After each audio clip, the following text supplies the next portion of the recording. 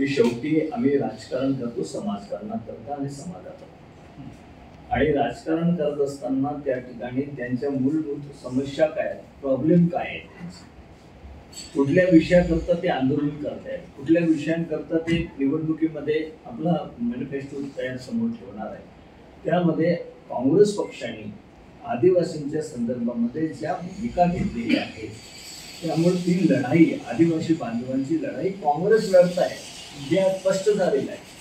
त्यामुळं वेगळ्या प्रकारे त्या ठिकाणी कोणी उभं करावून त्यांना शेवटी देशामध्ये राज्य येणं, त्या ठिकाणी केंद्रामध्ये राज्य येणं आणि त्यांची भूमिका काय आहे, ते जर भूमिका आपल्या मदत करणारी असेल, आदिवासींना मदत करणारी असेल, एससींना ओबीसींना मदत करणारी असेल, इतर समाजाला मदत करणारी असेल, तर त्या दृष्टिकोनातून कोणीही त्या ठिकाणच्या आधारावर आपलं मत त्या ठिकाणी देऊ शकतो.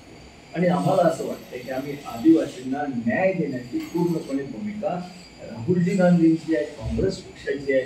त्यामुळे आदिवासी बांधव देशामध्ये जरी आज आपण पाहिलं तर पूर्णपणे काँग्रेसकडे झुकल्याचं चित्र आपल्याला दिसतंय, कारण त्याची भूमिका काँग्रेस पक्षाची आहे. आदिवासींचीच लढाई आम्ही लढतोय.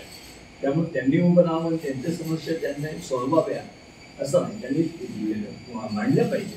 परंतु काँग्रेस पक्ष म्हणून विरोध करावा आहे ते सोडण्याकरता तत्पर आहे.